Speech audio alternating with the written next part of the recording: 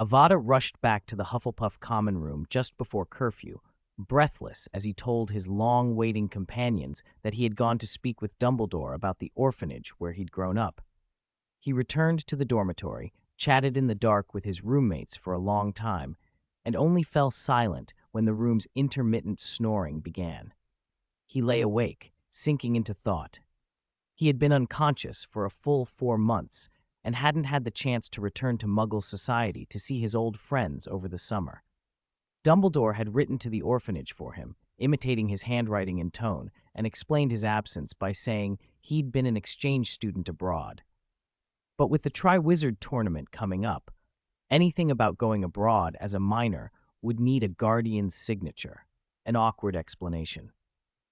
In truth, Avada could have applied to the Department of International Magical Cooperation for a special permit, stating he had no clear Muggle guardian, but that was a bureaucratic headache for another day. For now, it would silence the nosy ones. He replayed his conversation with Dumbledore, parsing every useful hint. Ludo Bagman, head of the Department of Magical Games and Sports, and a judge in the original Triwizard tournament. Not a Death Eater, but a compulsive gambler who'd lost a lot of money. He remembered that. There'd even been trouble with Victor Crumb at the Quidditch World Cup. Could Bagman have proposed lifting the age restriction for the tournament because of that incident? Was he trying to reduce Crumb's chances? On the other hand, lifting the age restriction could be a safety, or at least a prestige argument. Older, stronger champions would make the contest more spectacular. He could see why such a proposal might be approved. And the old pureblood families had wanted a minor champion in the original story, yet they hadn't suggested changing the rule then. They probably wouldn't push for it now, but caution was warranted. He made a mental note to keep an eye on Ludo Bagman through Norberic University's intelligence network. Then another question pressed at him. If someone from Hogwarts was the target, who would they take? He thrashed in the dark. With Voldemort's main soul in Dumbledore's possession, they no longer needed Harry's blood to resurrect him. So who would be taken? Would they take him? No, everyone would expect him to compete now that the age limit was lifted. Professor Trelawney? That made sense. Prophecies are tempting targets. Or perhaps the person was a euphemism. Maybe they intended to steal a life in order to extract Voldemort's core soul. If the main soul remained at Hogwarts, slip in a fake Moody and steal it. If Dumbledore carried it, use the plan they had for killing him, detain or kill Dumbledore, and then find the soul on him. A chill ran through him. If that was the intention, the pureblood families weren't just scheming for influence, they were planning to resurrect Voldemort after Dumbledore's death. It would be a desperate, dangerous comeback. He needed to speed up research into soul stripping. He had to record Harry's soul signatures before Durmstrang and use Norberic's resources to finish the work as fast as possible. He resolved, with a tight exhale, to try to eliminate Voldemort entirely before Christmas. But the immediate problem was different: how to kill Dumbledore. Avada ran through scenarios bitterly, like a spy piecing together plots. If the purebloods really had a way to kill Dumbledore, why hadn't they used it earlier? Even at Voldemort's peak, they couldn't get rid of Dumbledore. How could they suddenly have a method now? They couldn't possibly have amassed power rivaling both Voldemort and Grindelwald in a couple of years. Then he froze. Grindelwald. Of course, there was an obvious blind spot. Grindelwald was a singularly unreasonable, singularly dangerous resource. Just ask him. It was late, but Grindelwald would not be asleep. Crew Impuri, quietly lying in his Norberic dorm, shot up, grabbed his key, and apparated Britain to Nurmengard Tower in Austria in a blink. He ran up the steps with practiced urgency and knocked. "Mr. Grindelwald, are you there? I need your help. This is important." There was silence for a moment. Then another knock, a little harder. "Mr. Grindelwald?" The third knock brought the creak of old wood as the door opened. Grindelwald's face peered out, lined and resentful. "Come in. What could be so important that you'd come to the world's most famous prison at 1 a.m? Has the university been exposed? Has Hogwarts exploded? Or am I being bailed out?" Grindelwald asked dryly as Avada stepped in. "The pureblood families are planning to kill Dumbledore," Avada said without preamble. "That's what Dumbledore's spy reports. They're seriously considering it, and the way they've laid things out shows they have confidence. He paused, surprised to see Grindelwald's expression shift. The old man's face went from solemn to oddly relaxed, and a suppressed smile touched his lips. "What's the matter?" Avada demanded. "Have you already foreseen this?" "Of course I know about it," Grindelwald said, the smile widening. "I also know that their plan will fail, in a rather comical way. You've made this trip for nothing." Avada felt some of his tension ease, but pressed for the rest. "Then how will they fail? Tell me." Grindelwald's smile grew cunning. "It wouldn't be any fun to tell you now," he said. "Life always needs a little surprise, doesn't it?" 282. Hagrid's Epic Enhancement. "I'm just afraid the surprise will somehow turn into a fright." Avada rolled his eyes. He hated half-spoken prophecies. "Ha! So you're expecting a fright?" Grindelwald bristled at that. "Is that why you came up to the tower at this hour to wake me? Do you think I'm as spry as you young people, able to go without sleep for days on end?" Avada fell silent. He glanced at Grindelwald's spiritual power, blazing several times stronger than his own, and said nothing more. "If there's nothing wrong, go back to bed," Grindelwald added, shooing him. Avada read the implication in Grindelwald's expression and left. Grindelwald, not one to be needlessly generous, added, "And don't even think about using my spiritual power to jump back into the timeline unless you plan to miss the Triwizard Tournament. Time in there is strange. You won't know when you'll wake up."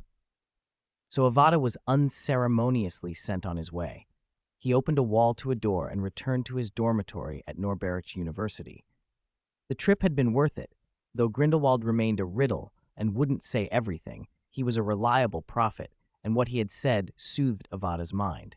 He slept soundly the rest of the night. Grindelwald had been right in one sense. With his current level of spiritual power, staying awake for days was manageable.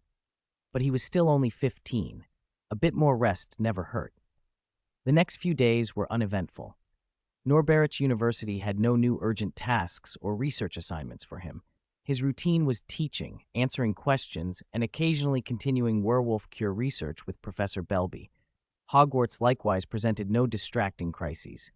He wasn't worried about the upcoming Triwizard Tournament selection at all. Life was unusually relaxed. Except for one thing he refused to relax about: recording Harry Potter's soul characteristics.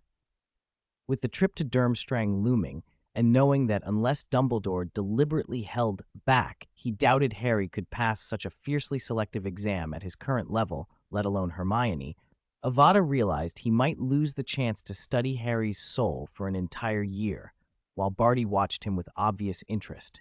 So, he had to do what he'd done in Harry's second year.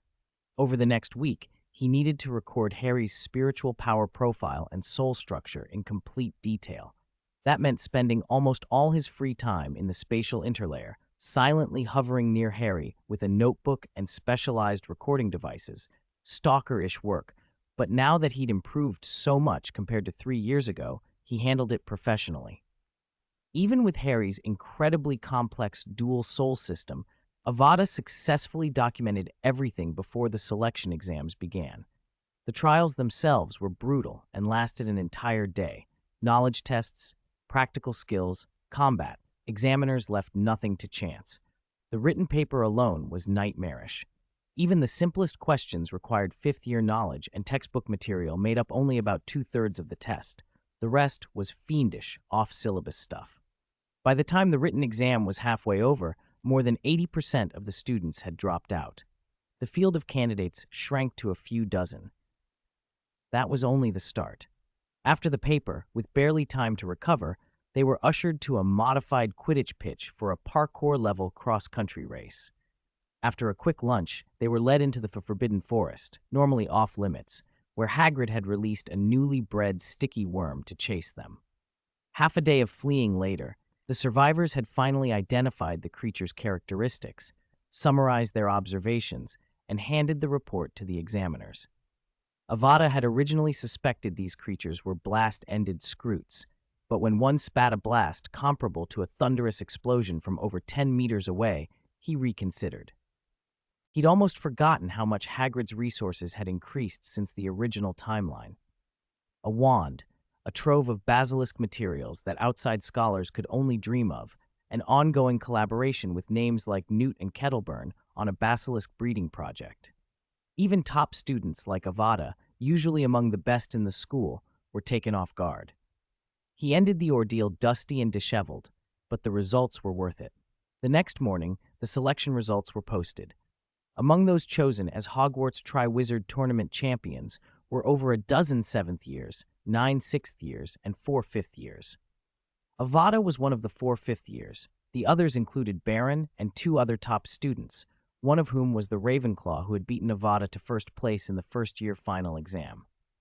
All students below 5th year were eliminated. One notable absence was Hermione Granger, long considered the most likely younger than 5th-year candidate. She hadn't even shown up to sit the assessment. When asked why, people reported getting maddeningly illogical replies. And oddly, a badge engraved SPEW. Apparently, she'd been handing those out. Avada knew what it stood for, the House Elf Protection Association. He was quietly pleased. That little detail matched the original story. A few more days passed, during which Dumbledore repeated miscellaneous precautions until everyone knew them by heart. Finally, the day came for the Hogwarts delegation to leave for Durmstrang and the Triwizard Tournament. 283, express train taking off, early morning at Hogwarts' main gate. It had once been the place where older students boarded Thestral-drawn carriages at the start of term, but after the opening day, the Thestrals returned to the Forbidden Forest and resumed their reclusive, invisible lives. On most weekdays, the gate stood unused and empty. Today, however, nearly the entire school had gathered there, teachers and students alike, to send off the champion candidates who would carry Hogwarts' honor. Tradition called for champions to hand their wills to the headmaster in front of the whole school to show their resolve, a solemn ritual meant to fill the air with tragic gravity. This year, though, the organizers, Dumbledore among them, had repeatedly assured everyone there would be no danger, so that custom had been dropped. "Thank you, everyone, for sending your blessings to our champion candidates," Dumbledore said, smiling and waving. He lowered a hand to quiet the crowd. "Their journey is a glorious one, but I know many of you may feel the sting of a year without friends. For that reason, I saved a little good news for this moment." The student's eyes widened. Dumbledore stroked his beard and grinned even more brightly. In previous Triwizard tournaments, the distance between the 3 schools and the limits of magical communications meant only the host school's students could witness the champion's feats in person. Students at the other schools often had to wait 15 years or never see the match at all. "We have worked with the Daily Prophet and the Wizard Wireless Network for 8 months to fix that. From this year on, everything that happens in the Durmstrang Stadium during the matches can be transmitted back to Hogwarts, so you'll be able to see the champions' performances as if you were sitting in the stands." He tapped his wand to the corner of his mouth and, with the help of a mild charm, amplified his voice just enough to hush the rising cheers. The Daily Prophet will also be running continuous reports covering the champions' preparations and daily life, making the whole competition clearer and more exciting for you. "All right, now champions, it's time to depart." Uncharacteristically, Dumbledore drew his wand and waved it. The main gate, which had been firmly shut, swung open. He led the more than 20 students lined up behind him out of the grounds and down to the small platform they only used at the beginning and end of term. There, waiting on the tracks, the Hogwarts Express crouched like an eager beast, belching white steam. "Everyone, take seats in the first carriage," Dumbledore said. He tapped the locomotive with his wand. The train hummed as if awakened. The door of the carriage nearest the engine, normally the prefect's compartment, glided open on its own, revealing a transformed interior. The compartment had been converted into a spacious conference room. A long table ran down the center. 2 rows of chairs faced each other, and paper, pens, and drinks were set out at each place. "Find a seat and sit down," Dumbledore instructed. The students filed in. He followed and closed the door casually, taking his place at the head of the table. He smiled at the 20-odd eager, nervous faces. "Sit firmly. This function of the train hasn't been used in over a century. I've done some maintenance, but there may still be a few vibrations. Ready? Then depart." A loud whistle blew. The The Hogwarts Express began to move, first slowly, then with increasing speed, the familiar rhythm of wheels against rails sending the landscape past the windows. For a moment, the scene seemed exactly as it always had been. Then someone spoke up. "Look, out the window." Heads turned. The students watched in disbelief as the world beyond the glass not only rushed by faster and faster, but also seemed to shrink, growing smaller and farther away. From the lawn where Hogwarts faculty and pupils stood, the sight was even more astonishing. The massive steam engine lifted from the tracks and climbed into the sky, smoke streaming behind it like a dragon cutting through clouds. Where the rails had been, stretches of track appeared under the wheels and vanished again as the train passed, as if an invisible hand laid and unlaid tracks in its wake to support the flying locomotive. "Our train can fly?" someone breathed, fingers tracing the glass. Dumbledore chuckled. That capability was built into the train from its original design. The old Tri-Wizard arrangements, before modern transport and communications, made the wizarding world feel small. At the time, Hogwarts champions traveled in thestral carriages, flying in convoy. Durmstrang had a massive ship that could teleport across waters, and Beauxbatons had a carriage the size of a house.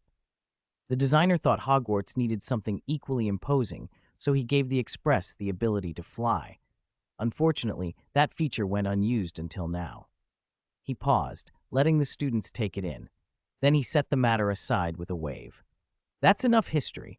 Now let's talk about life at Durmstrang." Outside the train window, there was nothing now but endless stretches of white cloud and pale sunlight. The lush green of the earth had vanished.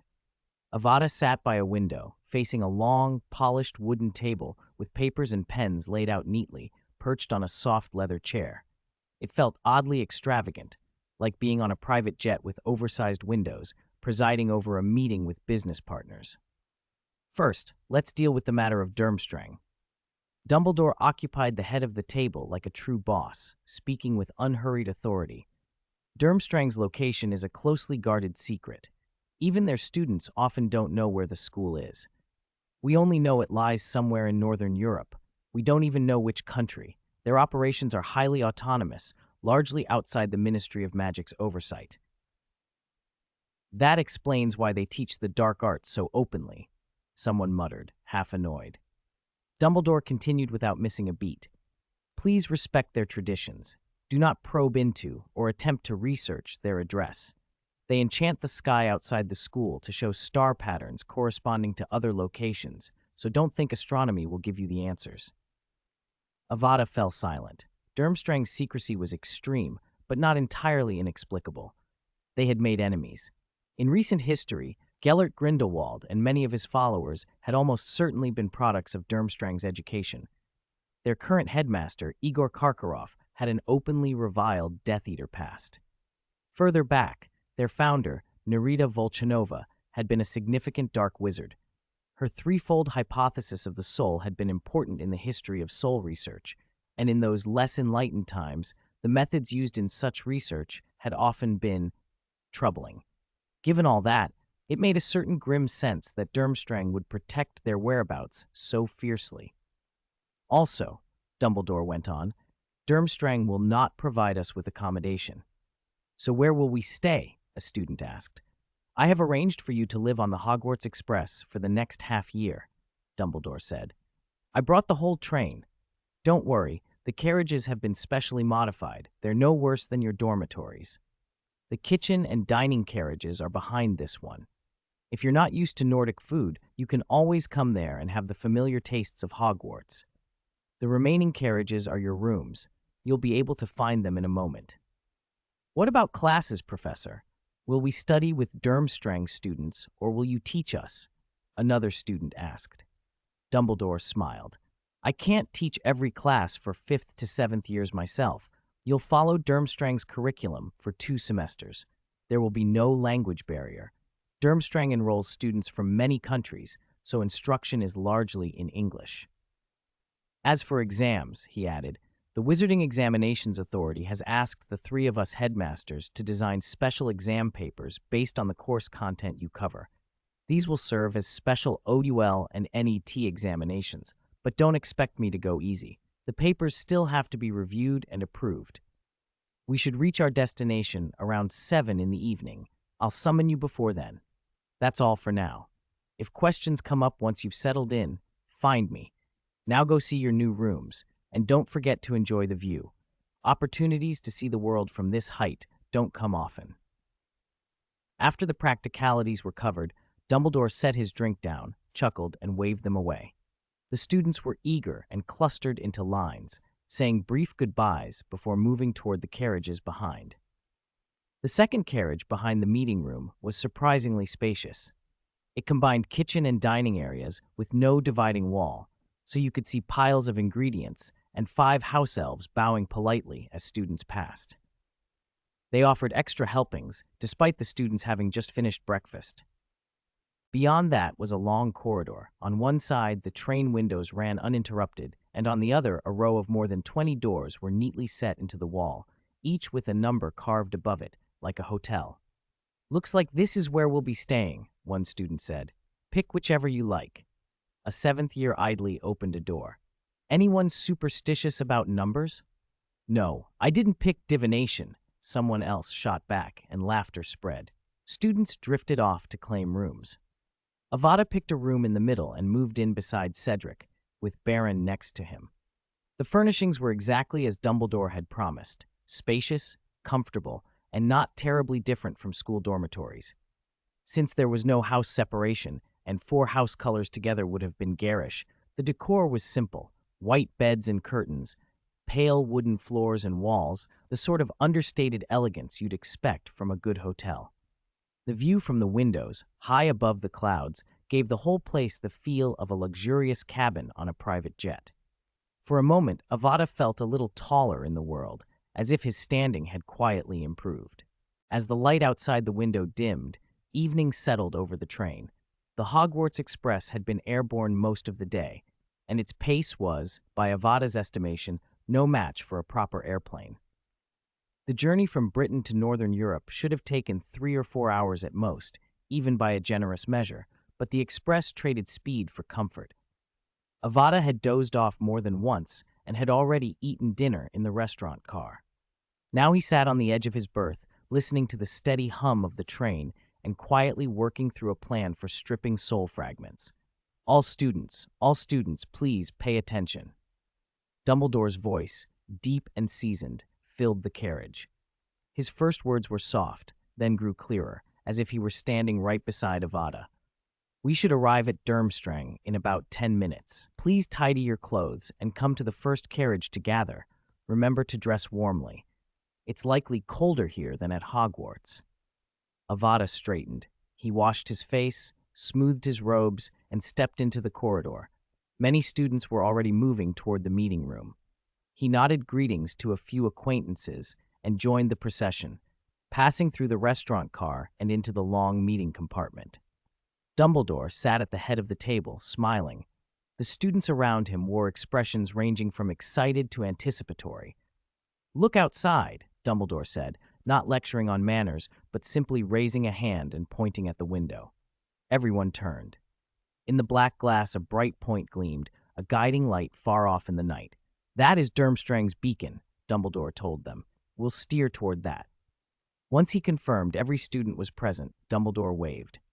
The light through the window shifted and sped away until it vanished beyond the frame. At the same moment, a peculiar lightness washed through Avada, a brief, weightless feeling that ran from his feet to his head. The clouds outside, barely visible before, rose quickly, and a new glow bloomed into view. "We've arrived." The express dropped, then descended smoothly until it touched down some distance from the distant light. The carriage shuddered, the familiar train whistle blew, and a faint plume of white steam drifted into the night as the train moved along the ground toward Durmstrang Castle. It pulled up by a wide lake with a final, decisive hiss. "All right, champions," Dumbledore said, his tone growing more formal as he straightened his robes. "Let us go and meet our hosts from Durmstrang." He was the first to step through the door. The cold hit Avada like a slap. The night air was sharper than Hogwarts, and his ears smarted. In this formal moment, he wouldn't conjure a warming charm. Luckily, Dumbledore's warning had been timely. Stepping fully onto the platform, he took in Durmstrang Castle. In the half-light, it seemed less lofty than Hogwarts. It rose only 4 stories, if the count of lit windows was any guide, but it stretched wide along the shore, low and sprawling rather than towered, more fortress than fairy tale castle. The architecture suited its reputation, a school steeped in dueling, battle magic, and a far darker curriculum than most. A crowd had gathered where the train stopped. At the front stood older faces, mature wizards and witches. Rows of younger students craned their necks behind them to see.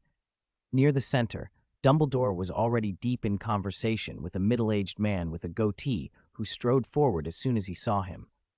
"Dumbledore," Igor Karkaroff called, closing the distance and clasping the headmaster's hand warmly. "My dear old friend, how are you?" "Very well, Professor Karkaroff," Dumbledore replied with a smile, returning the shake. The two men looked every bit like old acquaintances reunited, an unexpected warmth between them that belied one man's past as a Death Eater and the other's unusual connection to the dead. "Oh, it brings back memories of my alma mater," Karkaroff said, a note of nostalgia in his voice. "I nearly offered to let Hogwarts host this tournament again, just so I could walk the grounds. Then I remembered that the last time Durmstrang hosted a century ago, it was intolerable for us.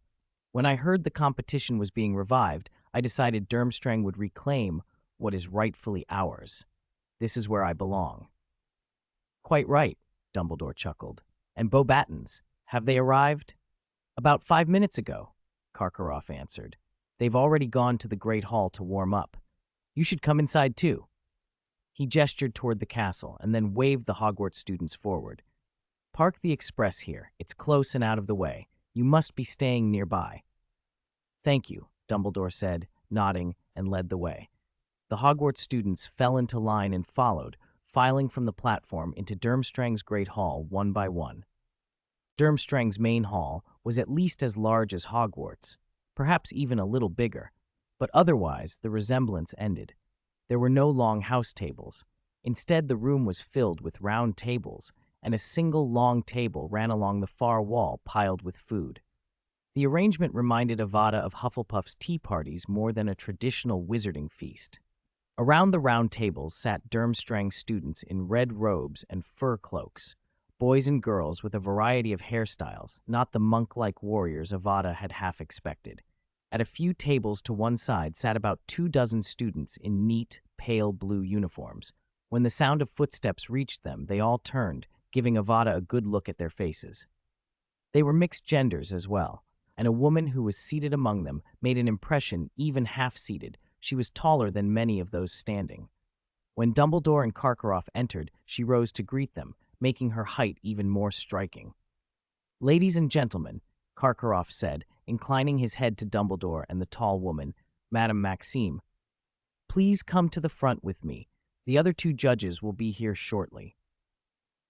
At the very front, a faculty table ran along the dais, but the middle seat had been magically expanded to the width of 5 chairs.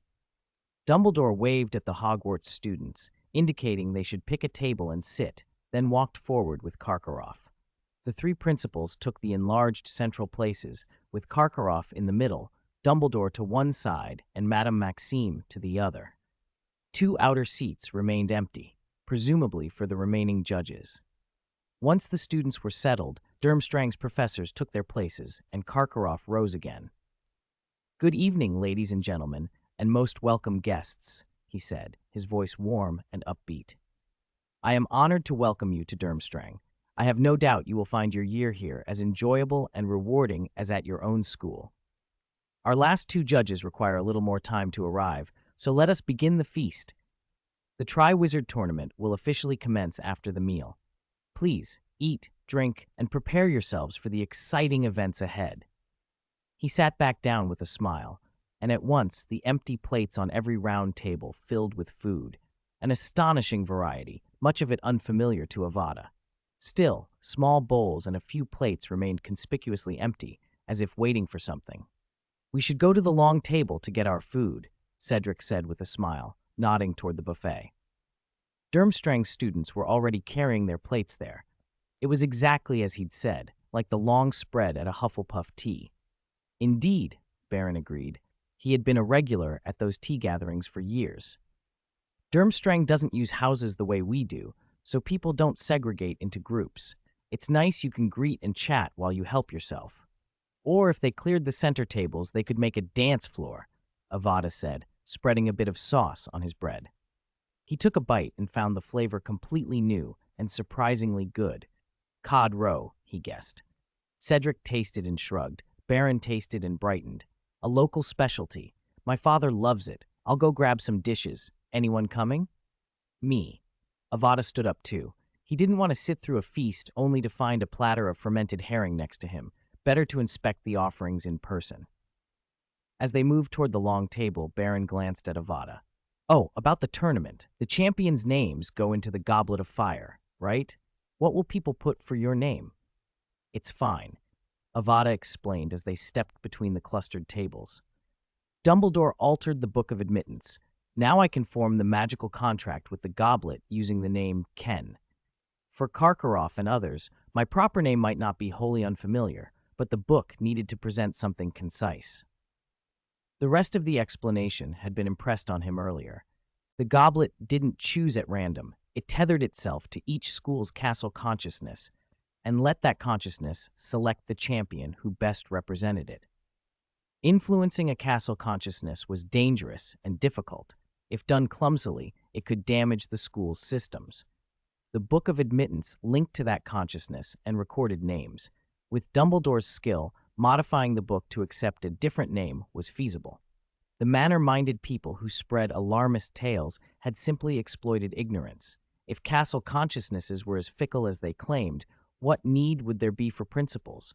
Baron laughed, half amused, half wry, and the sound was swallowed by the bustle as they reached the food. He moved from dish to dish with the easy confidence of someone who could name every cut and sauce. I'll take some venison, he said, piling his plate. Oh, creamed cod soup, that one's unforgettable, and foie gras, French, very good. Avada watched him select and fill his plate, feeling at once dazzled and out of his depth. The morning had felt like a taste of luxury, like traveling by private jet. But now, standing among unfamiliar delicacies and trying not to look like a provincial, he felt like a bumpkin again. He kept scanning the platters, hoping that nowhere among the exotic spreads would he find the smelly little jars he'd feared. Fortunately, the food at Durmstrang turned out to be both palatable and well-regarded. The imagined surstrumming and fermented auk never materialized. Instead, there was cod and smoked salmon that even whetted Avada's appetite, and an abundance of French dishes that far outnumbered the British and Nordic offerings. Like the Hufflepuff Tea Party, the queue for food proved to be a good chance to socialize. As he and Baron pointed at the long table, curious Durmstrang students came up to them, trading brief English conversations in various accents about Durmstrang or Hogwarts before moving off with their chosen plates. Those who clicked lingered longer and chatted. It was, all in all, a pleasant experience. His only regret was that the Beauxbaton table was too far away to see Fleur Delacour's Vila charm in action, something Avada suspected would happen sooner or later. As the trays on the long tables emptied and the round tables had been refilled again and again, the great hall slowly emptied until almost no one was wandering about. Sated students sat in groups, chatting. On the headmaster's platform, Karkaroff rose. Two men had appeared in the chairs beside him. A new current of excitement and tension ran through the hall. Everyone turned to face him, and those in the back leaned forward or stood halfway up, eyes fixed on the stage. The exciting moment has finally arrived, Karkaroff said, smiling at the upturned faces. The long-awaited Triwizard Tournament is about to begin. But first, I would like to introduce two gentlemen to you, and then bring forth the most symbolic item. First, I would like to introduce the last two judges of this year's Triwizard Tournament, Mr. Barty Crouch, head of the Department of International Magical Cooperation at the British Ministry of Magic, and Mr. Ludo Bagman, head of the Department of Magical Games and Sports at the British Ministry of Magic. Karkaroff gestured for them to stand. Bagman waved cheerfully to the students. Crouch offered only a slight, serious bow, neither smiling nor waving. A ripple of whispers ran through the hall.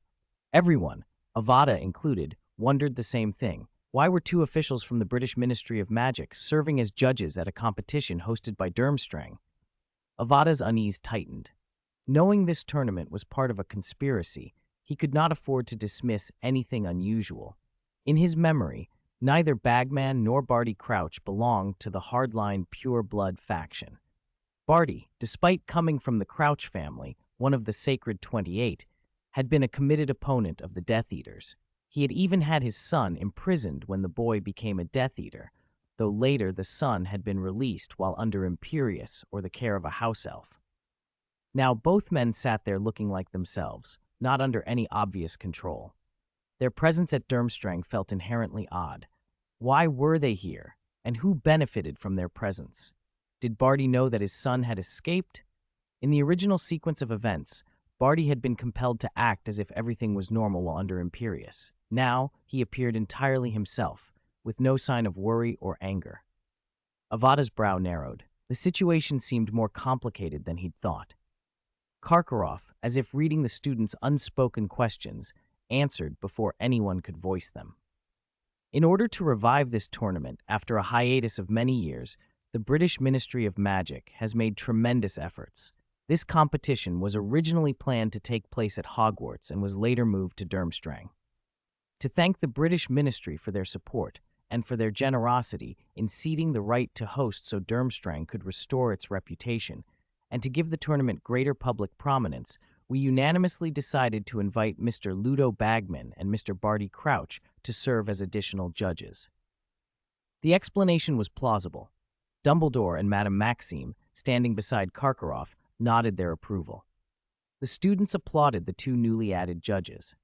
Avada joined in, though his vigilance did not lessen. The specific tasks for this year's champions have been carefully reviewed to ensure safety while maintaining entertainment and challenge, Karkaroff continued. As tradition holds, the competition will consist of 3 tasks held at different times over the school year. They will test a champion's magical skill, wisdom, courage, and ability to overcome danger. After each task, the judges will score the champions on their performance.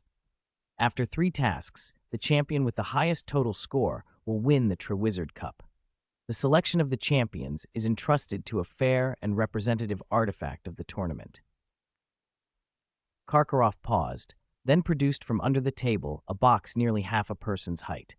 With a flourish of his wand, he opened it in front of everyone and withdrew a large, roughly carved wooden goblet, its mouth full of flickering blue-white flames. Any student who wishes to be considered for champion must write their name and school on a piece of parchment and drop it into the goblet of fire, Karkaroff announced, his voice clear in the suddenly hushed hall. You will have 24 hours to enter your names. Tomorrow evening, the goblet will select the 3 students it deems most fit to represent the 3 schools. It will remain here tonight for any student who wishes to participate. However, before you all begin submitting your names, I must give a specific reminder to our Durmstrang students, Karkaroff said, sweeping his gaze across the rows of Hogwarts and Beauxbaton's pupils, then glancing at the goblet of fire. Although this Triwizard tournament is guaranteed to be as safe as we can make it, it is not a game. Do not enter rashly. This concerns not only the school's reputation, but your personal safety. Once a champion is chosen by the goblet, he must see the competition through to the end, no matter what happens. The guests from Hogwarts and Beauxbaton's this year are all carefully selected prodigies, the elite of their schools, he added. Many of the Hogwarts and Beauxbaton's students snorted at that. They are prepared to accept both the honor and the risk that come with being champions. As for some of our students, you are younger and less experienced. Both your knowledge and physical abilities may not be enough for the tasks ahead. The goblet selects the most suitable champion, but its standards can be unpredictable. Sometimes it will favor hidden potential in a student who has not yet developed sufficient strength. Putting your name into the goblet is, in truth, forming a binding magical contract. Once you are chosen, you cannot withdraw. So think carefully. Make sure you truly want to participate and are ready to bear the risks before you step forward. He scanned the suddenly quiet Great Hall with satisfaction, noting the thoughtful or eager expressions among his students. That concludes tonight's feast. You may return to your rooms. Good night. Karkaroff sat back and began chatting with the other two heads of school, leaving the goblet unguarded. He did not seem at all worried that his students might sign their names on a whim. As a headmaster with years of experience, he had a good sense of the caliber of his pupils and who might realistically be chosen. Besides, the goblet's connection to the three schools' castle consciousnesses meant it often selected the student the castle believed most likely to win. On rare occasions, someone unexpected would be chosen and surprise everyone with a unique talent. More often, non-elite champions were overwhelmed or worse. That was why Karkaroff had felt the need to warn his students. "Should we put our names in now?" someone impatient muttered among the Hogwarts group, eyes fixed on the blue flames of the goblet. "Probably not. The three heads are still there," another replied. "No, look. Bosbottens is already going."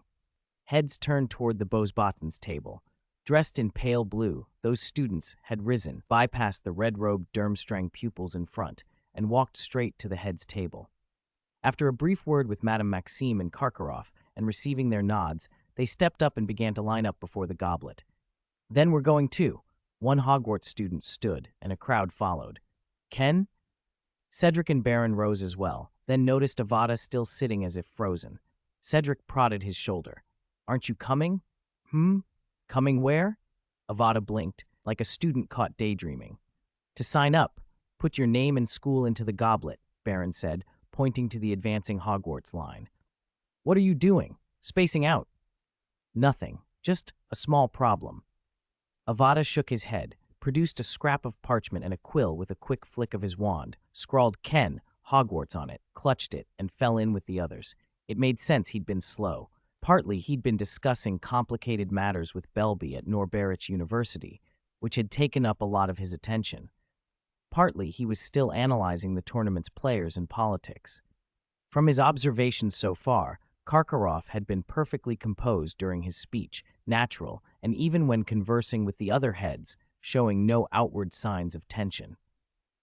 If Karkaroff had been involved in a plot to kill Dumbledore, Avada thought he would likely betray at least a flicker of inner apprehension, however well he masked it. There was also Barty Crouch Sr. to consider. During Karkaroff's long speech, he had appeared focused and untroubled, as if unaware of any crisis. If anyone should have known that Barty Crouch Jr. had escaped, it would be him. His control over his son had been asserted through Imperius and a strict house elf guard. Such measures should have made escape or memory alteration unlikely. After all, Barty had been effectively imprisoned for almost 10 years. Erasing or altering memories on that scale would be a monumental task. Still, Avada could not rule out the possibility of mental manipulation. He planned to use the moment of handing in his slip to get as close as possible to Barty Crouch Sr. and observe his demeanor, hoping a few seconds would reveal any signs of tampering. So he joined the line behind the Beauxbatons and moved forward at a steady pace. Each student simply tossed a slip of paper into the goblet and left. No one lingered. When Avada came close enough to examine Barty, the older man was talking quietly with a Durmstrang professor. At first glance, there was nothing unusual. The window for observation was only a few seconds. After he dropped his own name into the goblet, he saw no obvious abnormalities. Barty Crouch Sr. walked back to his table with his companions as the group dispersed. 289, Black Magic Course. After returning to his compartment on the train, Avada forced himself to stop replaying the chaotic events in his head and went straight to sleep once he had taken care of Belby's matter.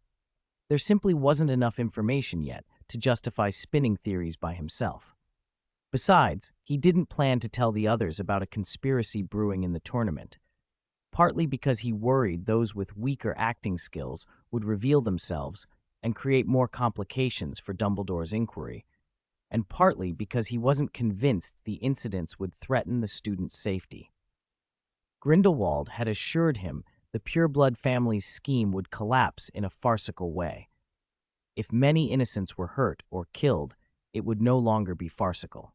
Grindelwald was once ambitious, not insane. As someone committed to making wizards great again and a vice principal at a university, he would not welcome the loss of young talent. Still, Avada had promised Dumbledore he would do his best to protect the Hogwarts students, so he intended to act quietly. At the very least, he had to find an opportunity in the coming days to check on Barty Crouch's condition and then decide whether to feed Dumbledore more information or take bolder measures, perhaps even using legilimency on Barty. After planning his next moves, Avada secretly hoped the Goblet of Fire would not pick him as a champion. He had more than enough on his plate already. Early the next morning, some Hogwarts students who had gone to Durmstrang's Great Hall out of habit for breakfast were surprised to find the long and round tables from the previous night gone. The hall was almost empty, with only the staff seats at the front, and the Goblet of Fire still burning its blue flames. After asking around, they learned Durmstrang had a separate dining room. Unlike Hogwarts' Great Hall, students didn't normally eat there. The only reason anyone was in the Great Hall at all was because of the goblet. They soon located the actual dining hall and discovered Durmstrang's Nordic-style fare was very good. There were even French and English breakfast options. Whether those had always been available or had been added for guests, the Hogwarts students couldn't tell. After breakfast, with no classes or activities scheduled for them yet, the Hogwarts students had nowhere to go. They drifted back to the Express and gathered in the dining car to talk. After a while, Dumbledore entered carrying a stack of parchment. "Children, come here," he called. He led them to the conference room and handed out the forms. "These are Durmstrang's course selection sheets," he explained. "You need to compare them with your Hogwarts curriculum, note your current course progress, and then you will officially begin receiving instruction from Durmstrang as of tomorrow. Don't worry," he added. "I've looked over their classes. They aren't very different from ours. The basic curriculum is much the same. This standard for basic magical education is almost internationally recognized." Professor?" a student said, raising his hand while scanning the form. "What is a dual class? Is that a club or an official subject?" "It's an official subject," Dumbledore replied, "one of Durmstrang's specialties. It overlaps with our defense against the dark arts, but it focuses more on practical combat. To be honest, I don't recommend you choose it. First, we don't have a teaching program for it here, and second, their notion of dueling differs from ours. For example, they openly teach dark arts." "Then forget it," several students muttered, the ones who'd been intrigued by the idea shrinking back. Everyone present was already an elite among elites. They understood the dangers of using, or even learning, dark arts. They had also been taught comprehensive defenses in their defense classes and had no desire to dabble in such practices. Once the forms were filled out, the students handed them to Dumbledore. He took the stack and left the train, heading toward Durmstrang's castle, leaving the Hogwarts students idle again. "I want to go explore the castle first," a Gryffindor announced. "Anyone want to come? Would that be rude?" Cedric asked hesitantly. "They should be in class and wandering about might disturb them." "Let's go to the library," a Ravenclaw suggested, and the idea got immediate support. Dumbledore hadn't restricted their movements, and quietly studying in a library wouldn't bother anyone. Small groups of Hogwarts students dispersed to ask directions and then headed straight for Durmstrang's library. The Great Hall, where the goblet still burned, was the perfect place to get information. They had barely settled when a group of Beauxbaton students in light blue arrived as well. The two groups eyed each other without offering greetings. After all, Hogwarts and Beauxbaton students teased one another, and just months earlier, they had cheered when Ireland beat France in the Quidditch World Cup. Rivalry and mutual hauteur kept them silent. Each side returned to their books, neither willing to make the first move, until lunchtime finally broke the stalemate.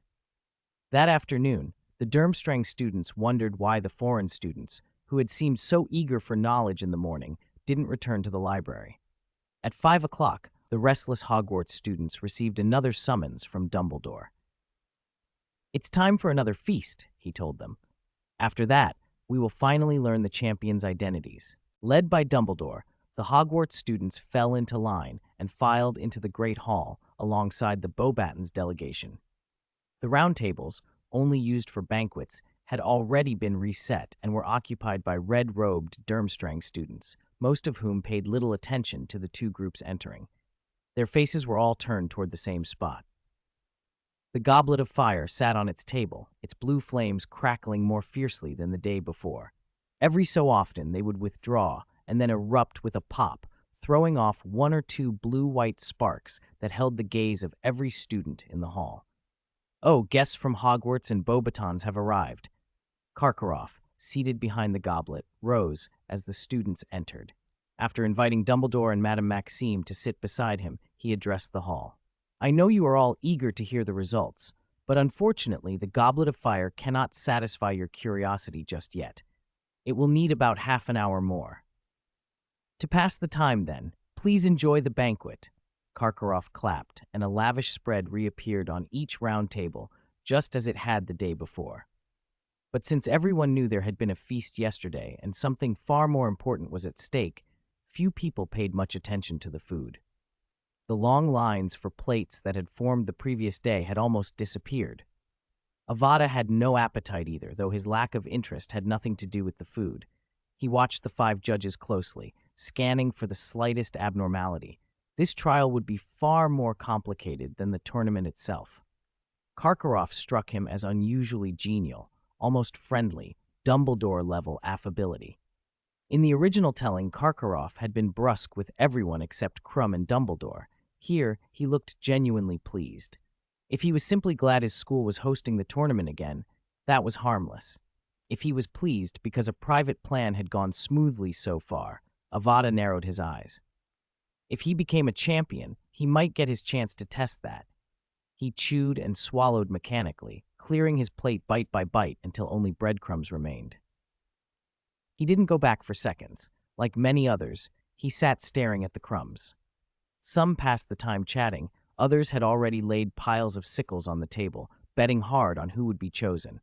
When the plates disappeared from the tables, the murmurs died down. Karkaroff stood again, and the hall fell completely silent. "The Goblet of Fire is about to make its decision," he announced. The judges were an image of varying anticipation. Dumbledore watched the flames with a smile. Madame Maxime leaned forward like a tower about to topple. Ludo Bagman gripped the table edge, expectant, and even the stern Barty Crouch Sr. was intently focused on the goblet. "Once the champions' names are announced, I ask them to come forward to the goblet, show themselves to all the students, and have their photo taken together," Karkaroff said. "After that, I will publicly announce the full schedule of the competition." He lowered his face toward the goblet as if he could get closer without being singed. The flames flickered, then flared red. Sparks scattered, and a tongue of fire shot up, ejecting a tiny charred slip of parchment. Karkaroff seized it. The great hall held its breath. "First, let us congratulate the Durmstrang champion." He read the name, and a brilliant smile spread across his face. "Victor Krum!"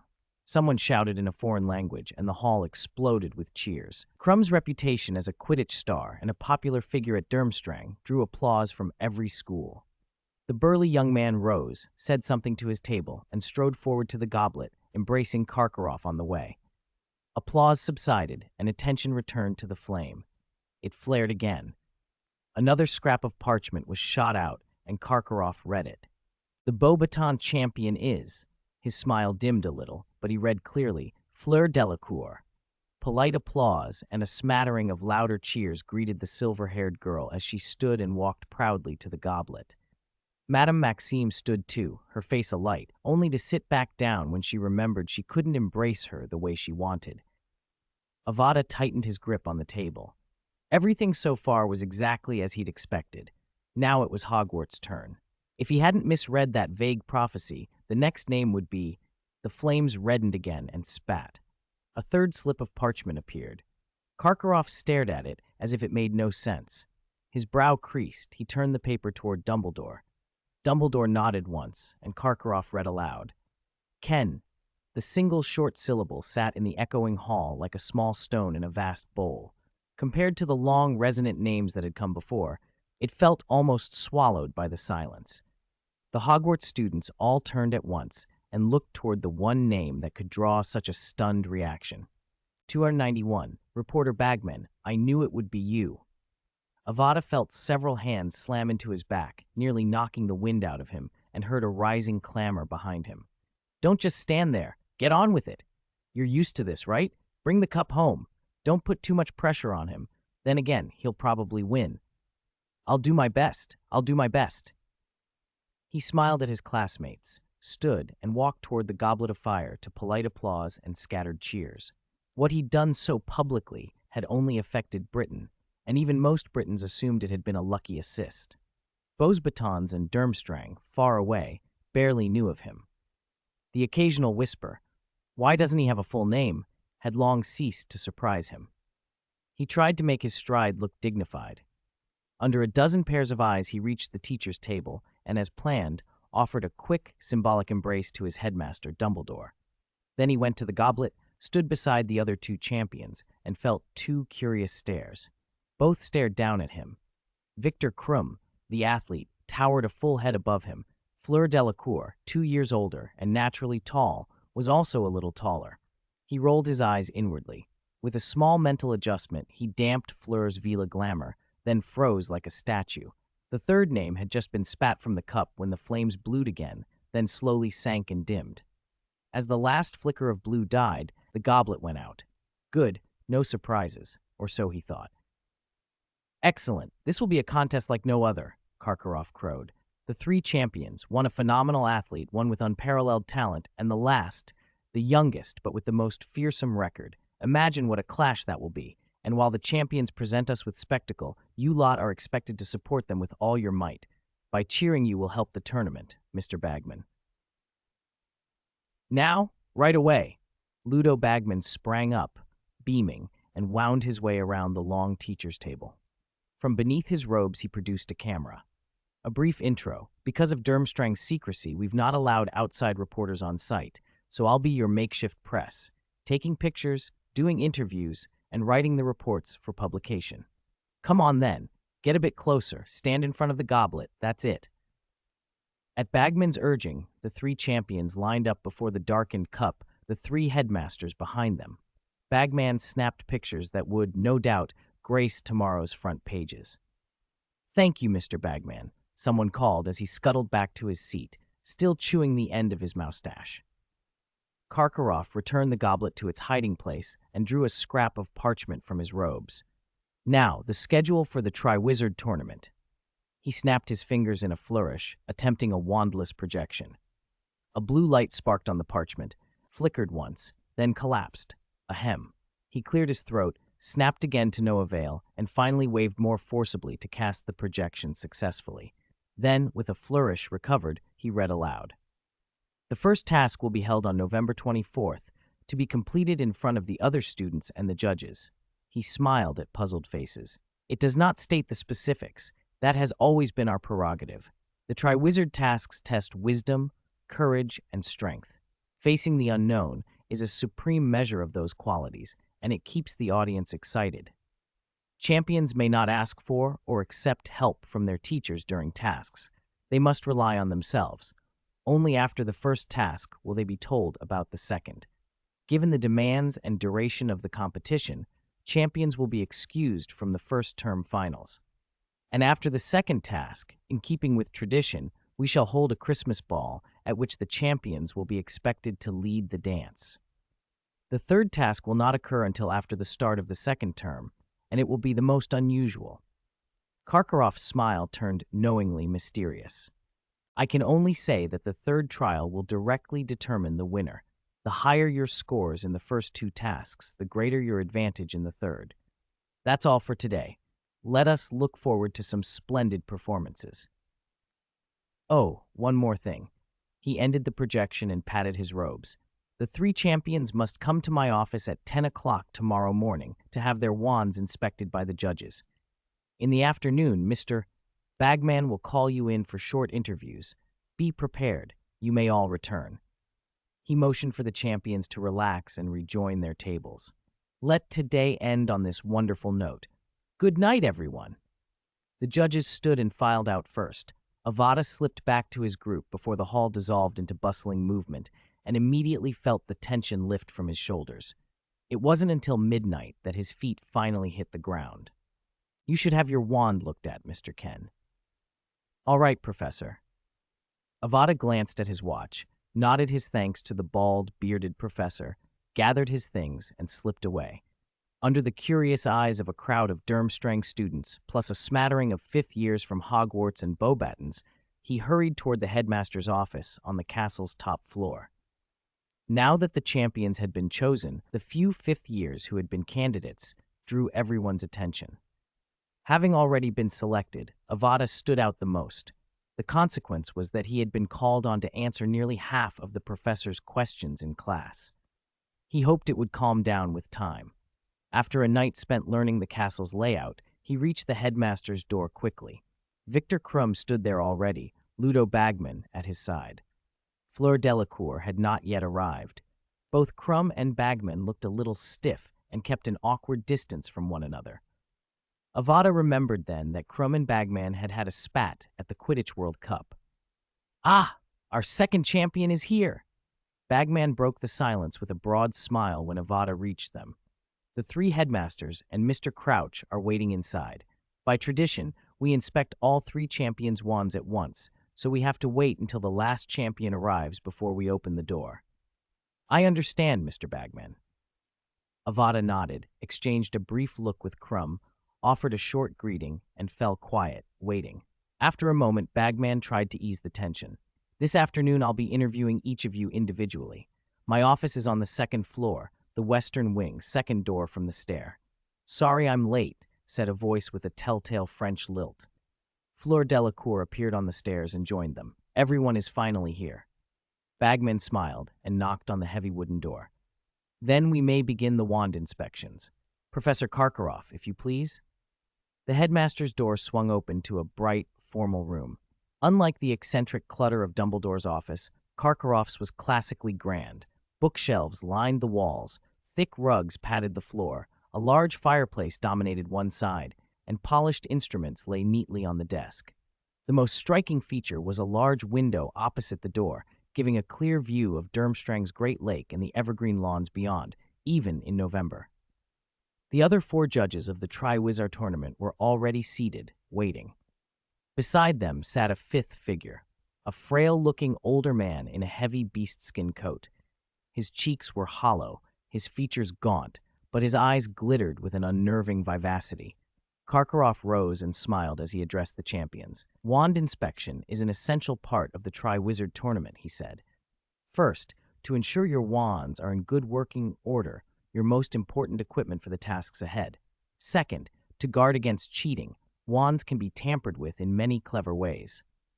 To ensure impartiality, I have invited Mr. Grigorovich to preside over the inspection," Karkaroff added. "His reputation needs no introduction." "You flatter me, Professor Karkaroff." The thin man, Grigorovich, the famous wand maker, stood and stepped forward.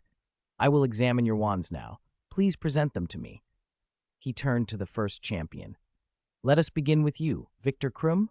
Krum handed over his wand without ceremony. Grigorovich examined it with evident pleasure. "Hornbeam, dragon heartstring, is it not? Much thicker than usual, quite rigid, 10¼ inches, avifors." The wand cracked like a pistol, and a small flock of birds burst from its tip, beating toward the sunlight streaming through the window. "Very good," Grigorovich said, returning it to Krum. He took Fleur's wand next and spent significantly more time inspecting it. 9½ inches, very flexible, sycamore. Vila hair? "That's from my grandmother," Fleur replied with a smile. "Perfect for you, then." Grigorovich smiled, tried a few spells, and handed the wand back. Vila hair makes a wand particularly sensitive. It can be temperamental unless it finds a bearer whose mind and blood are in tune with it. He reached for Avada's wand and paused the moment his fingers touched it. His brows knit, a sour expression crossed his face as though he had tasted something bitter. "This wand. What's wrong?" Avada asked, uneasy. Avada's mind flicked back to the moment he had chosen his wand. He cast a quick glance at Dumbledore, who stood among the judges. The headmaster's face was guarded, oddly restrained. "It's very strange." Grigorovich looked as if he had swallowed a lemon. "Stranger than anything I have seen. It sits in a state between allegiance and independence. That it has not fully bonded is not because it resists, quite the opposite. It appears eager to cooperate with its master, but," he faltered, searching for the right words and then trailing off. After a thoughtful silence, he continued, forcing the details out. By its construction, it seems to be an Ollivander piece. 10 3/4 inches, acacia wood, phoenix feather. That's right. Avada nodded and took his wand back. Grigorovich deliberately avoided meeting his eyes as he returned it. Then, that should do it. Thank you, Mr. Grigorovich. Karkaroff smiled at Grigorovich, then turned to Ludo Bagman. Do we need another photo? Of course, this is another iconic moment. Bagman replied, cheerfully pulling out the camera again. This time it had a tripod, unlike yesterday.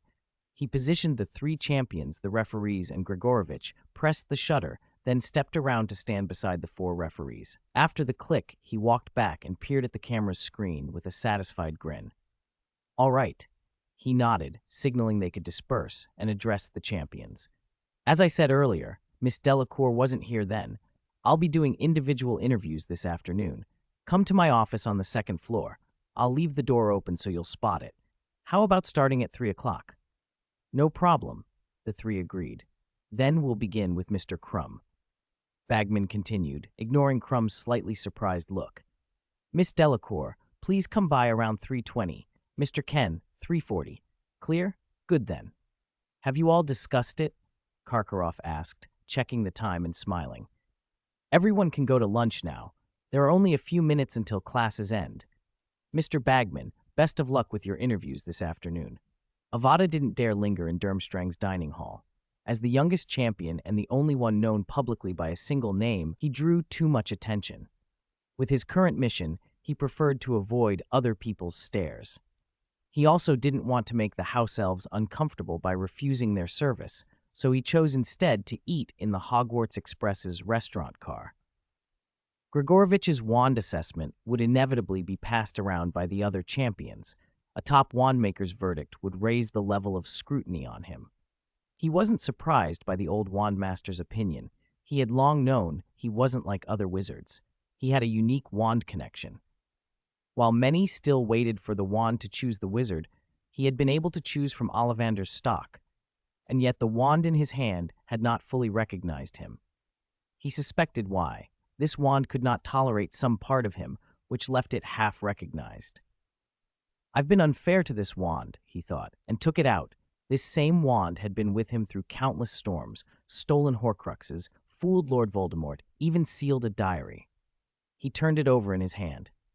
After the tournament, I'll upgrade you with the old wand technique, he promised. After his meal, he rested a while in his compartment, then returned to Durmstrang for classes. Even in a single afternoon, he could tell Durmstrang's reputation was well earned. Its teaching standards and traditions rivaled Hogwarts, and in some areas, defense against the dark arts, for example, it was superior. Hogwarts had suffered frequent turnover in that post over the past 50 years. The inconsistency left the subject well behind Durmstrang's offering, to the point where Britain's Auror office had complained that Hogwarts' instability in the position hindered their recruitment. The history of magic professor at Durmstrang was not a ghost and taught vividly, but likely because the school's location was secret. None of the teachers were young. Most had gray hair or long beards and looked 60 or 70 at least. Karkaroff was considered one of the youngest among them. At 3:40, Avada had already told his professor he needed to leave and was given 5 minutes warning. He gathered his things and went to the second floor, where he quickly found a room with its door open. He poked his head in. Bagman was inside. Ah, Mr. Ken. Bagman stood and moved to the doorway, gesturing him in. I just finished with Miss Delacour. If you'd come half a minute earlier, you might have bumped into her. Shall we start? Sure. Avada sat across from Bagman's desk and straightened. Very good, Bagman said, spreading out a sheet of parchment and dipping his quill. First question, what motivated you to enter the Triwizard Tournament? To himself, Avada thought, to complete Dumbledore's task, and incidentally to help Pettigrew dig a pit for the pureblood families. He cleared his throat and answered aloud with a measured seriousness. To help my alma mater, Hogwarts. The tournament has been interrupted for centuries. Restarting it is historically significant. If Hogwarts wins, its prestige will be greatly enhanced. And personally, Bagman prompted, if I look at it personally, lifting the age restriction gives me an opportunity, Avada added. Bagman scribbled quickly. His questions had a practiced, templated rhythm. He worked through several more, and Avada answered carefully, revealing nothing he didn't want public. Bagman set his quill down, rubbed his wrist, and smiled. There's one more thing everyone is curious about. On the Goblet of Fire, your name appears only as Ken. May I ask? Sorry, I cannot answer that. Avada shook his head firmly. My current name is recognized by the Hogwarts authorities, the admission records, and the Goblet of Fire without issue. All right, then. Bagman looked slightly disappointed but nodded. Anything you'd like to say to the public? Not at the moment. Very well. That concludes the interview. Thank you for your cooperation, Mr. Ken. He stood and gave Avada's shoulder a friendly pat. You can go. No need to close the door. A bit of fresh air is good. Thank you. It was dismissal time, and the corridor outside buzzed with students. Bagman seemed to enjoy the noise. Avada wandered the castle for a time before going to his next class. He set out his textbooks and parchment and quietly began to plan. For the next period, he could focus more on his investigation, especially Barty Crouch. If Crouch did not know his son had escaped, he would still be doing Imperius once a week, which meant he would be leaving Durmstrang periodically. Mr. Ken? A heavy bang interrupted him.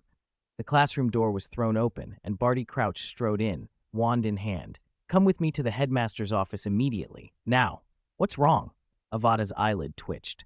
Crouch's face was ashen. He stared at Avada for a long, cold second. Then his voice came out hoarse and strained. Ludo Bagman is dead. Who? What happened? For a long, stunned moment, Avada didn't respond. What had Crouch just said? Ludo Bagman. Dead? Ludo Bagman, the same man who just interviewed him less than a minute ago? Ludo Bagman, the Ludo Bagman you just met, was found dead in his office. I have made myself clear enough. Now come with me, immediately. Barty's wand was up. Still dazed, Avada pushed himself to his feet and followed. Is this some cruel joke, or the first test of the Triwizard Tournament? But Barty wasn't joking. His voice and posture left no doubt. Ludo Bagman was really dead. A sharp rap on the office door snapped him out of his thoughts. Barty opened the black wood door from the inside. Only Karkaroff sat in the room now. His usual morning cheer was gone. He looked drawn and tense, fingers worrying the tip of his goatee. He glanced at Avada with a hard, appraising stare, as if waiting for him to speak first. No one did. An oppressive silence settled over the office. Dumbledore and Madame Maxime hurried in soon after, followed by Krum and Fleur, who both looked stunned. Karkaroff suddenly straightened, swung his arm, and slammed the heavy door shut. It thudded into the frame, and the sound seemed to echo in the quiet.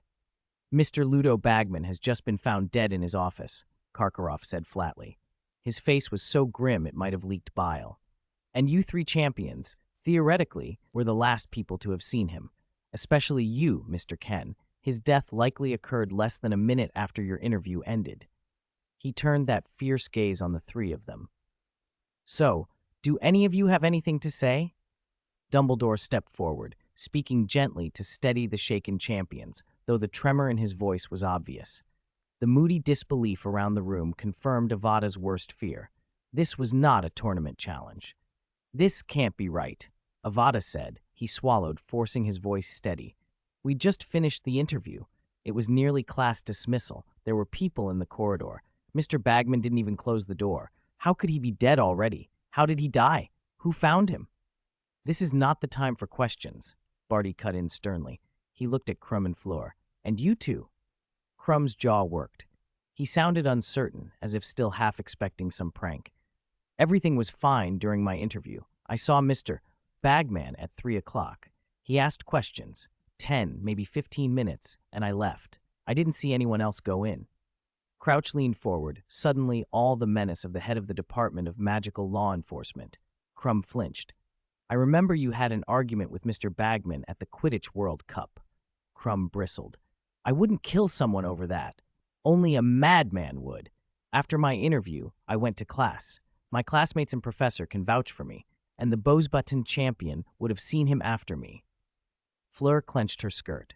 I passed Mr. Krum in the stairwell on my way up. My interview went smoothly. I went back to class afterwards. Many people saw me. All eyes drifted to Avada. He was the last to see Bagman, and the time between his leaving and Bagman's death was alarmingly short. If anyone looked guilty, it was him. Karkaroff stepped forward. I need to inspect your wands. Words alone are not enough, he said. Magic is the most direct evidence. If I find any spell in any of your wands related to Mr. Bagman's cause of death, he held out his hand. The three champions, knowing that surrendering their wands was the only way to prove their innocence, drew them out without hesitation and handed them over. These are the 3 wands from this morning, Karkaroff confirmed, and pushed them across the table to Barty. You inspect them, Mr. Crouch. Only you can guarantee impartiality. Barty nodded, placed the wands on the desk, drew his own, and took Avada's in his other hand. He pointed Avada's wand out the window and tapped the end with his own.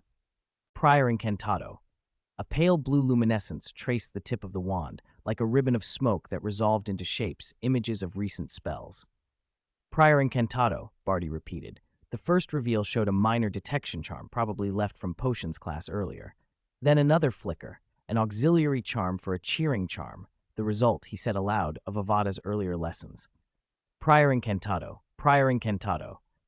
The incantation lost cadence as Barty kept at it, tapping the wand again and again. The light unfurled a steady stream of small, familiar magics, study aids, charms used in class, personal practice. Barty didn't pause for ceremony. He tapped the wand in a steady, almost mechanical rhythm until the images became a blur and then faded. He set the wand down. Did you note them all? He asked.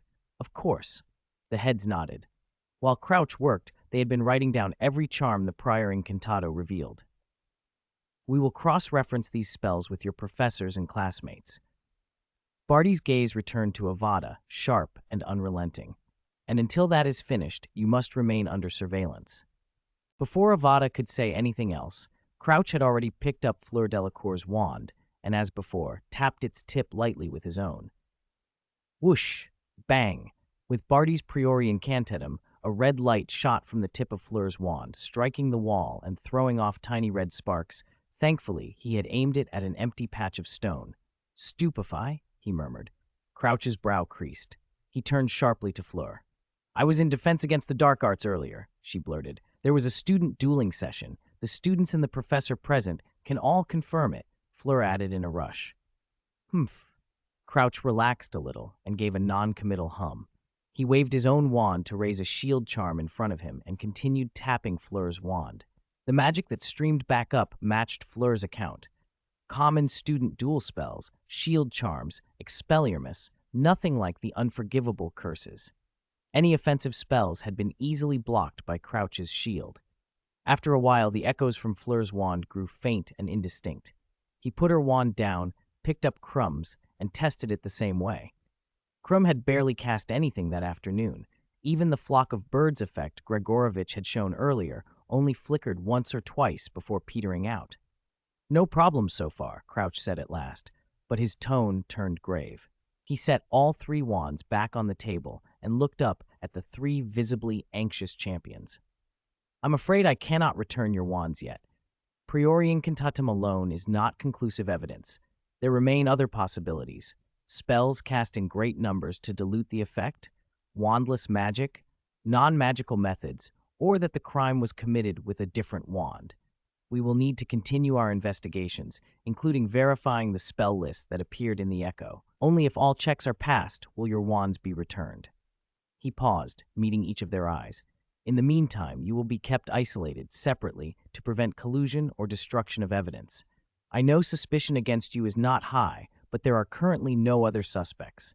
This is a necessary procedure, and I hope you understand. They said little in response, only nodding. Crouch put his wand away. Karkaroff rose, walked around the desk, pulled out a chair, and sat. Next, Professor Dumbledore, Madame Maxime, please take the 3 champions downstairs. There are some empty rooms with reasonable accommodations where they can stay temporarily. You can ask any professor or student for the exact location. Please make sure the living facilities and magical arrangements are as complete as possible. After all, their level of suspicion is not high. No problem, Dumbledore and Madame Maxime said. And Mr. Crouch, please continue to gather clues. This matter may develop into a diplomatic incident between our school and Britain. You are our representative from the British Ministry of Magic on this investigation. I hope you can clear Durmstrang's name. Of course, we will do everything we can to assist. It is my duty, Crouch replied, then opened the door and left first. Karkaroff produced a stack of parchment and envelopes from a drawer and began writing furiously. At Dumbledore and Madame Maxime's urging, the three champions followed them out, empty-handed. They descended to the lower floor Karkaroff had mentioned, and, guided by a passing professor, found several relatively spacious, clean, empty rooms. You'll have to stay here for a while, but it shouldn't be more than a couple of days, I estimate, the professor said. Dumbledore immediately set to work with magic, making each room comfortable and neat. When he turned back to the champions, he spoke seriously. Be careful when you leave your rooms. If a thorough investigation of Durmstrang fails to identify the culprit, it is quite possible that someone from outside the school slipped in unnoticed. If that is the case, everyone could be in danger. What about the Triwizard Tournament? Fleur asked, frowning. We have a contract with the Goblet of Fire. Must the competition stop? It seems impossible to continue like this. That depends on how quickly this is resolved, Madame Maxime said. If Mr. Ludo Bagman's murder is solved quickly, the tournament should be able to proceed normally. If the investigation drags on, or if new crises arise, if, for example, someone has indeed snuck in, we will still try to let you complete the tournament, but it may be more perfunctory than planned. Dumbledore, having finished arranging the rooms and binding several strong protective enchantments, looked at them with sympathy. To be the first champions in a restarted century and have your chance at honor turned into suspicion, none of us are blind to how unfair that is. But we must not forget the most unfortunate thing. Mr. Ludo Bagman has lost his life, and we have no clear leads. No one can guarantee how this will unfold. Professor, can you tell us exactly how Mr. Bagman died? Avada asked eagerly. Dumbledore knew Avada's abilities and how useful he might be in the inquiry. Dumbledore and Madame Maxime exchanged glances. He was stabbed through the heart with a silver dagger, Dumbledore said. That dagger had a charm which prevented the blood that should have flowed from doing so. His office door was open, yet no one realized he was dead for some time because there was no obvious bleeding. Put these on, he added, producing 3 small, button-sized badges and handing them to the champions. They will confirm your location and monitor your vital signs and prevent other possible accidents. They will also stop you from leaving the rooms without permission. If you leave the designated area or remove the badge, we will be alerted, Dumbledore warned. I trust you will not do so. It will only needlessly increase the suspicion against you. All right, I think that is everything for now. Enter your rooms and do not leave until you are notified, unless there is an emergency. Food will be delivered at mealtimes. If you have questions, mention them then. Try to relax. This should not last long. Under Dumbledore and Madame Maxime's watchful eyes, the 3 champions attached the badges and obediently went into their rooms. Dumbledore's enchantments had made each room clean, spacious, and well-equipped. Aside from the inability to leave, they were no different from a normal dormitory. What exactly is going on? They thought, each left alone in their tidy, enchanted room. 296. Suspicion still lingers. After the door slammed shut, Avada began pacing anxiously around the room. After a long, fruitless stretch of thought, he finally flopped down on the bed and let out a long sigh. Someone had killed Ludo Bagman less than a minute after he left. How was that possible? The more he replayed it in his head, the less it made sense. Bagman had even told him not to close the door when he left. The corridor had still been full of students coming and going. How could anyone have been killed so silently? The bagman who had interviewed him had been the real bagman, not a disguise, and there had been no sign of a curse or any other silent killing magic in use. There had been no third person in the room besides them. That left only impossible scenarios. Bagman killed in the instant after Avada left, or killed earlier and the killer disguised him, or someone hiding in the office waiting for a chance. Yet the door had been open and students were passing by. How could no one have noticed?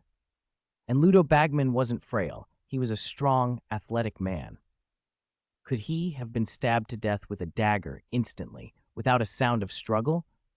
Even an attacker wearing an invisibility cloak would need time to strike, and any commotion in that time would have been noticed by people outside the office. Who could do it? Why would anyone want Bagman dead? Could this be tied to some pure-blood family conspiracy? Why would they target Bagman? He glanced at the badge Dumbledore had fashioned on the spot. Just as the headmaster had said, it could pinpoint the wearer, monitor their condition, and even record the surroundings. If removed or taken outside the designated area, it would sound an alarm. He trained his senses on it. No hidden messages from Dumbledore. That made him more confused. Given their usual cooperation, and knowing his own abilities, Avada expected Dumbledore to leave him some clue if he'd found anything suspicious. When Dumbledore had been expelled from the castle in his third year, he'd still managed to leave Avada a secret message, insisting that Snape was on their side and asking him to help protect the students. If there were nothing now, did that mean Dumbledore had no idea either? Or had Dumbledore found something so dangerous that only he could handle it and didn't want to draw Avada in? Either way, it meant the case was far beyond what Avada had imagined.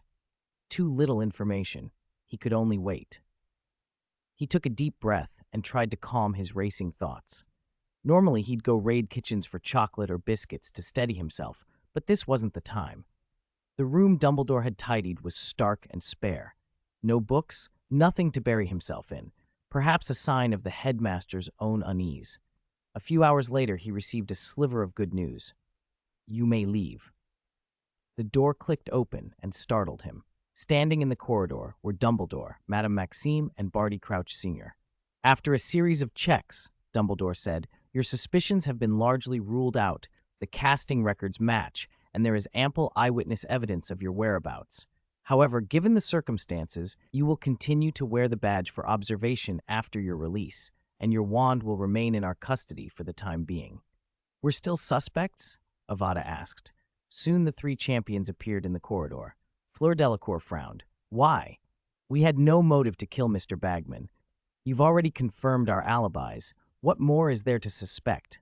"Based on the preliminary assessment," Crouch said, "Mr. Bagman's death seems closely linked to goblins." He explained, Bagman had been involved in a serious debt dispute with goblins, and the silver dagger used to kill him bore traces of goblin craftsmanship. Goblin magic, Crouch noted, sometimes enables non-human methods of infiltration that could potentially bypass Durmstrang's defenses. There are also gaps in certain protections against types of apparition. "Then shouldn't that clear us even more?" Fleur demanded. "Precisely the concern, Miss Delacour," Crouch answered quietly. "If goblins were able to reach Durmstrang by these means, through non-human conveyance, such as house elves or ball-dodging birds, their ability to do so depends on knowing Durmstrang's location or having an anchor point inside the school. Durmstrang was, historically, one of humanity's most secret strongholds during the Goblin rebellions. No matter how capable goblins are now, they could not simply bypass all obstacles and learn Durmstrang's whereabouts without inside help." "You suspect someone among us is colluding with goblins?" Fleur's frown deepened. "That's an outrageous claim." Crouch's finger tapped a name without malice, but with chilling clarity. "For example, Miss Delacour, your maternal grandmother, the Vila who provided the core for your wand, happens to have acquaintances among the goblins who had disputes with Mr. Bagman." Fleur bristled. "Ridiculous," she spat, her face flushing with disbelief. Crouch turned to Crumb. "And you, Mr. Crumb, everyone knows about your argument with Mr. Bagman at the Quidditch World Cup. Even if you wouldn't murder over such a thing, might you have revealed Bagman's location to someone to teach him a lesson?" Crumb's jaw tightened and his hands clenched involuntarily. He understood that some suspicions were impossible to refute. Circumstantial accusations like these were the hardest to shake. "And you, Mr. Ken," Crouch said finally, meeting Avada's eyes. "You shouldn't assume that a murder occurring less than a minute after you left is beyond suspicion." Avada shrugged. As the implications settled in, the truth he had been circling began to harden. Someone was targeting the Triwizard champions. Or rather, someone was targeting him. 297. Real cause of death. Ludo Bagman's death had happened just after the interviews with the three champions, and suspicion fell almost equally on all of them. Was that too much of a coincidence? There was a problem with that line of reasoning. Bagman's earlier quarrel with Crumb and his debt to the goblins had taken place before the True Wizard tournament even began. So how could the killer have predicted the champions' identities and their relationships with Bagman before the contest? Besides, Ludo Bagman, a British official, had been at Durmstrang to oversee the competition. Could the reasons behind his death be as simple as Karkaroff claimed?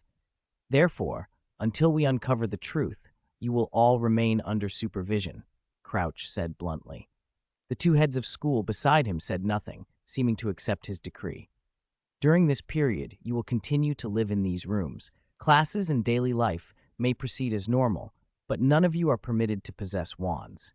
You are also temporarily forbidden from privately contacting your own heads of school to ensure the integrity of the investigation. Any questions? Yes. Avada raised his hand.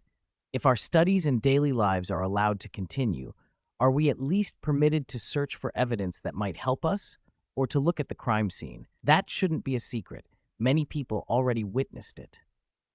That's your freedom, Crouch replied. But don't expect much from any so-called evidence you might find. He went on, matter of fact. As for the crime scene, Durmstrang is currently negotiating with the British Ministry of Magic, so the scene has been magically preserved and frozen, awaiting the professional investigation team. It is under strict protection. No one may approach it. Observing from a distance is permissible, but it will probably do little to resolve anything. And, he warned sternly, don't try any tricks. Your badges record your every movement outside your rooms. Make an abnormal move, and we will know immediately and act. Outside our rooms? Someone asked.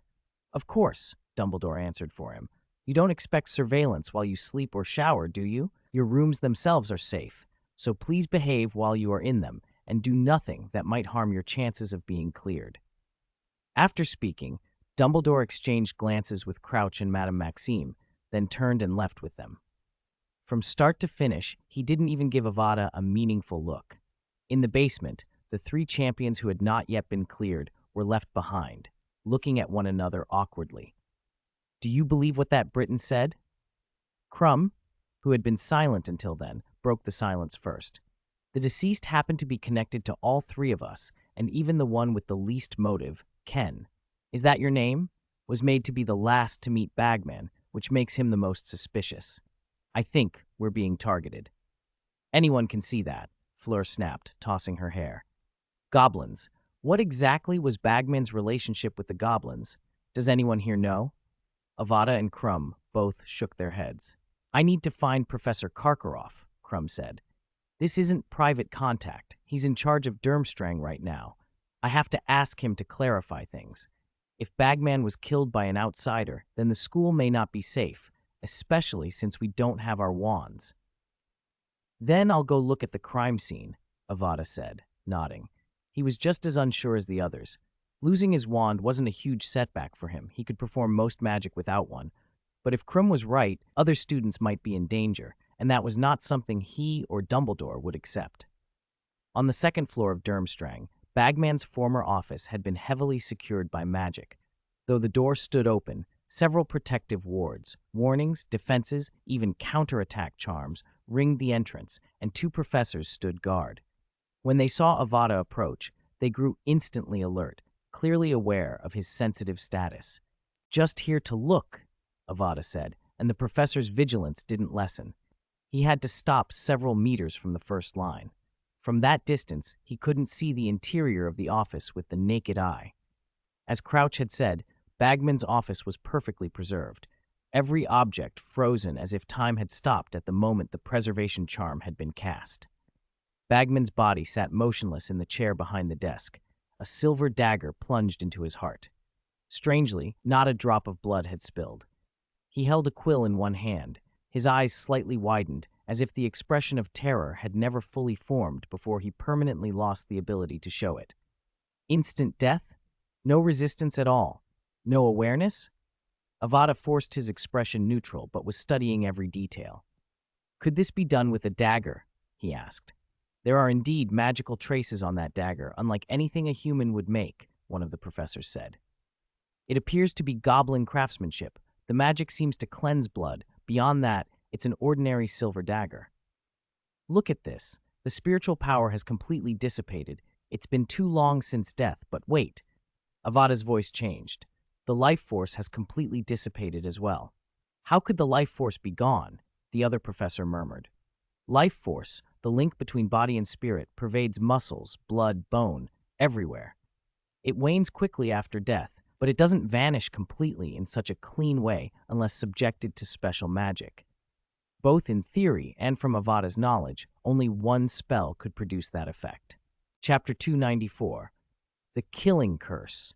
Whether it's the complete absence of life force or the victim's lack of reaction, it certainly matches every characteristic of someone struck by the killing curse.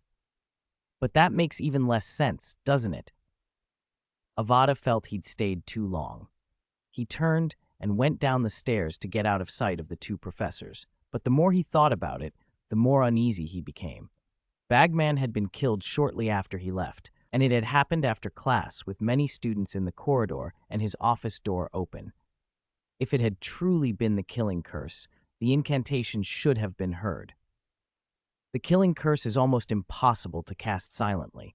Most witches and wizards can't even let its power loose if they whisper the words. Only two people are known to have cast it silently, Grindelwald and Lord Voldemort. And of course, Professor Dumbledore should be able to do it as well. Could Lord Voldemort have secretly returned? Or had the pureblood families somehow cultivated a Dark Lord capable of challenging Dumbledore? That was absurd. If pureblood families could truly raise another Dark Lord now, would Dumbledore have been able to suppress them so thoroughly in the original timeline? A silencing charm? Muffliato?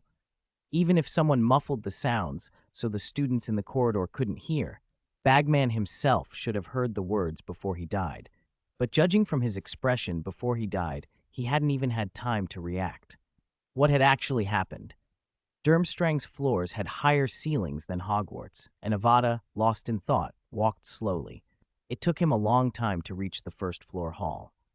The place was nearly empty. Durmstrang was under martial law. At the main door, a table had been set up, and a professor was on duty. He looked up as Avada emerged from the stairwell, and recognizing him, relaxed a little. "Going out?" the professor asked. "Yes." The professor pulled a roster from under the table. "Register here, and be back within an hour, or you'll be questioned. You are not allowed to leave the castle after 8 o'clock tonight. There's only a little over half an hour left. Hurry if you have somewhere to go." Avada picked up the pen, scribbled Ken and his name, then pushed open the half-shut main door into the cold and ran toward the Hogwarts Express parked nearby. Before he could reach it, he felt an invisible, incredibly strong magic sealing the whole train, clearly Dumbledore's work. Fortunately, there were 4 or 5 students in the first carriage's conference room. They caught sight of him outside the window and pressed their faces to the glass. Dumbledore's enchantment barred entry, but did little to stop sound, so their voices were muffled but intelligible. "Ken," the leading voice, Cedric, called through the glass. "You're back? Sorry, Professor Dumbledore cast a spell on the train. We can't let you in. How are things on your side?" "It's fine. My suspicion isn't firm yet," Avada said. "Is Dumbledore on the train?" he asked. "No," Cedric answered, uneasy.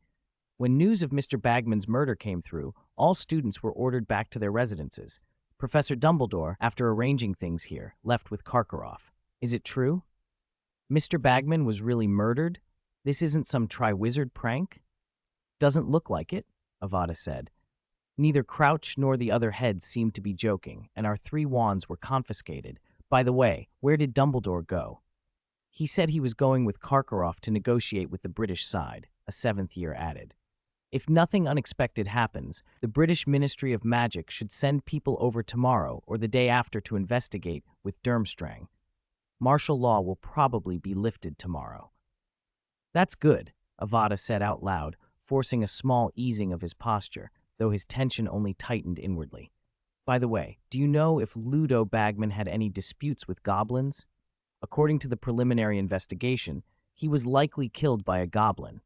If that's true, it means someone has infiltrated Durmstrang. No one here would be safe." "Is that true?" The faces at the window showed genuine shock. If goblins had murdered a ministry official, and if it was mishandled, it could spark another wizard-goblin conflict. I heard Bagman had just lost a bet to goblins and owed them a lot of money, Cedric offered. His family had ministry ties, so he was well informed. But would goblins kill someone just over gambling debts? He bets with everyone on everything.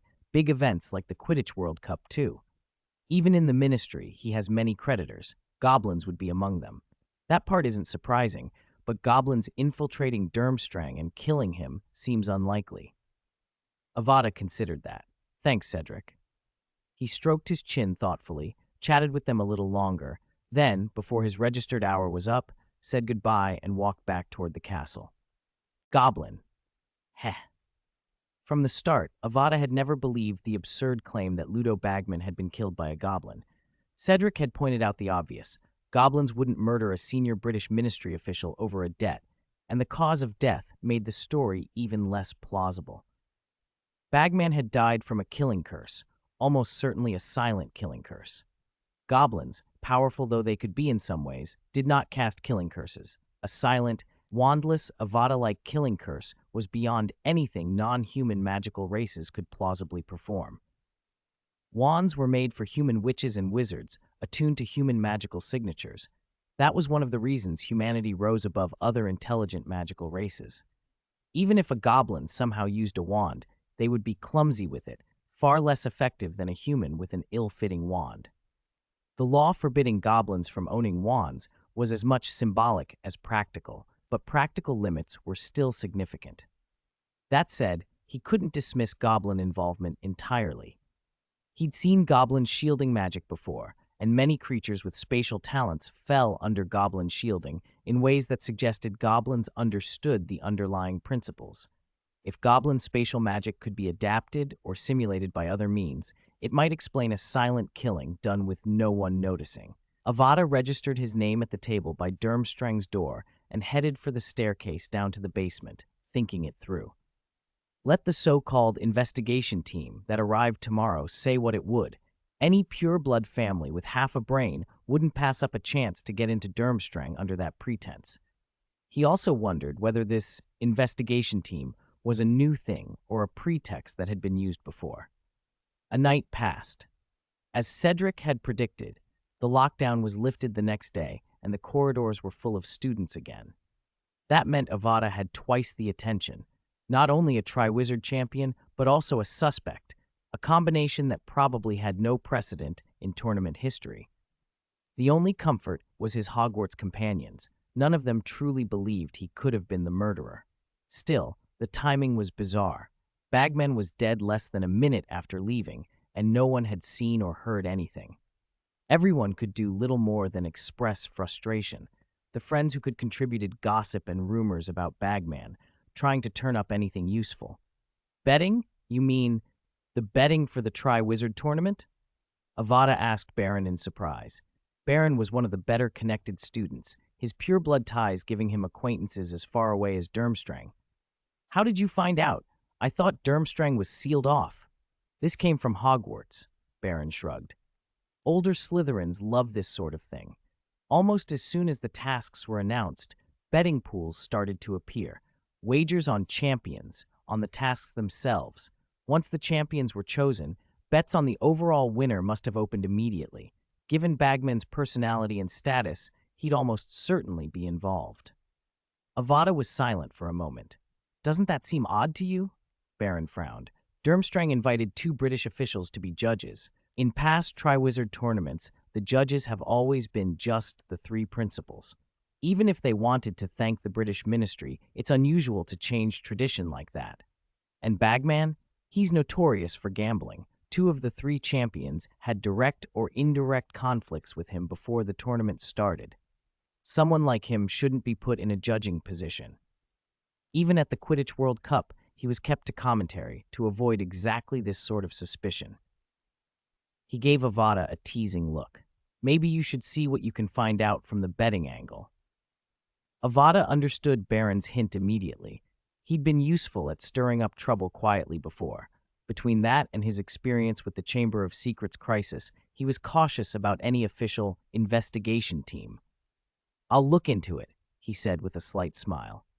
The morning dragged on under the weight of whispers, but at lunchtime, something happened that diverted everyone's attention.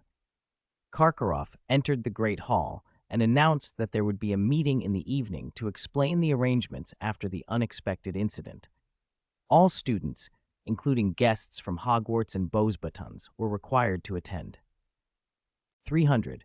Hogwarts, get used to it. Due to the tragic death of Mr. Ludo Bagman, we must adjust our schedule for this term. In the Great Hall of Durmstrang Castle, Principal Igor Karkaroff sat in the headmaster's chair, with Albus Dumbledore and Madame Maxime on either side of him. Barty Crouch Sr. remained seated beside Dumbledore, while the place next to Madame Maxime, where Ludo Bagman should have been, was empty. The long tables had been replaced by neatly arranged rows of chairs. Durmstrang students sat in the center, with Hogwarts and Beauxbatons delegations on either side.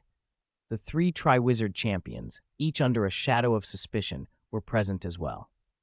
First, the Triwizard tournament will be postponed, Karkaroff said, tapping a parchment with his wand to project its contents.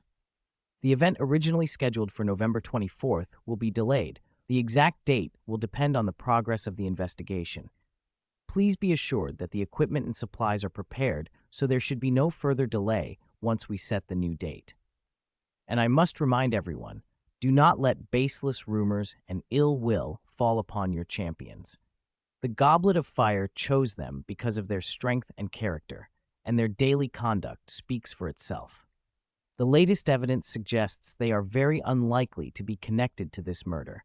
They may be victims of slander and false accusation. He paused and flicked his wand, projecting a new image.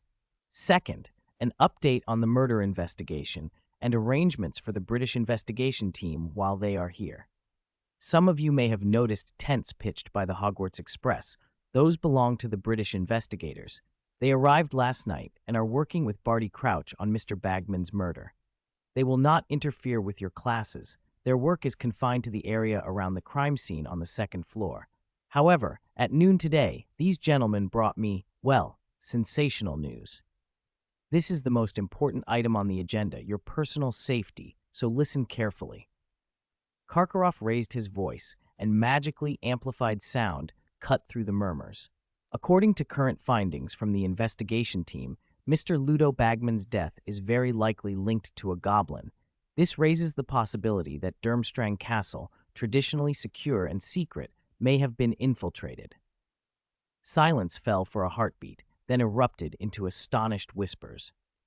Durmstrang students exchanged anxious looks, the Beauxbaton students murmured at the edge of their seats, and the Hogwarts students reacted with a tired sort of composure. They'd long since grown used to intrusions. Voldemort's return, dark artifacts, last year's Sirius Black. In their experience, breaches happened. But to Durmstrang pupils, this was a different matter entirely. Their school was famed for secrecy. Even many professors did not know its true location. Historically, Durmstrang had never been breached. That it might now be infiltrated struck them as a grave humiliation. "Quiet, everyone," Karkaroff commanded, tapping his throat with his wand so his voice carried. "I expect you all understand the seriousness. To be cautious, we will implement some measures. First, curfew will be extended. From tonight onward, the castle will be closed after 8 o'clock. No one will be permitted to enter or leave. Guests from Hogwarts and Beauxbatons should return directly to their accommodations after their last class or after dinner. Second, the investigation team is uncovering new clues that may involve some of you. If you are asked to be questioned, please cooperate. Such notices will be delivered personally by your professors. The investigators will avoid unnecessary disturbance. Finally, during this period, pay close attention to your personal safety. Travel in groups when possible, and if you see anything suspicious, report it immediately to a prefect or a professor. More specific precautions are posted in your common rooms. That is all for now. You may return to your rooms. As students rose to leave, Cedric Diggory hesitated and nudged Avada. "Do you need our help?" he asked, genuinely concerned. Avada had been kept at Durmstrang and hadn't returned to the train with the rest. "Thank you, but not right now," Avada answered with a small smile. "Dumbledore personally arranged my room, so there's no need to worry about my safety. And didn't Karkaroff say the suspicion against me is very low now? I'm getting used to life without a wand." He tried to put his classmates at ease and watched them file out into the corridor and disappear through the castle doors. Then he turned and headed toward the underground classroom where he was staying. He stood at the door and waited. Footsteps came from above, Fleur Delacour and Victor Krum returning from their own talks with classmates. As they approached, Avada stepped forward and blocked their path. "You two, I need your help,"